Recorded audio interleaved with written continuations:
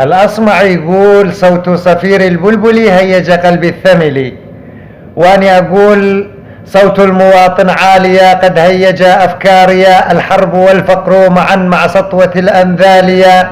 وأنت يا دولارهم ما زلت في العلالية، الزيت والسمنة معا أسعارهن قالية، فكم وكم بطن اشتهت تذوق المقاليا، قطفتها من شهوتي لأطعم أطفاليا، وطفلي يطلب كنزة بديلة للبالية، فقلت: لا لا يا ولد، انظر إلى سرواليا، شقت حجول رجله فوق الركاب صاليا، بكى عبودي صارخا وأنووي أنوائيا، أسكته لكن عبث وصاح صوتا عاليا، فلملم الحارى ولم يبقى من الأهاليا إلا أتى مهرولا وعميا وخاليا،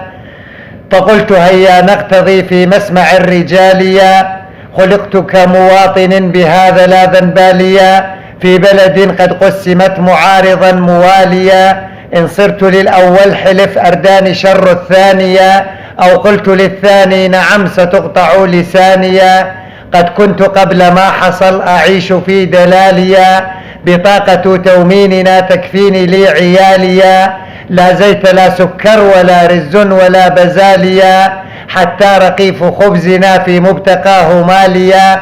والآن لا يكفي لنا نلملم التواليا، نسيت شكل المدفأة والعكس والبواريا، فماذا تعني لحمة وهل للطبخ آنيا؟ فماذا تعني لحمة وهل للطبخ آنيا؟ ولولا كيس البالة أجساد ولدي عارية، والكهرباء ما بقي منها عمودا ساريا، أسلاكها قد قطعت بيعت إلى التجاريا، بوش أتى بفكرتي وطامعا في حصتي، بداها من حيث التي كانت هي عراقيا،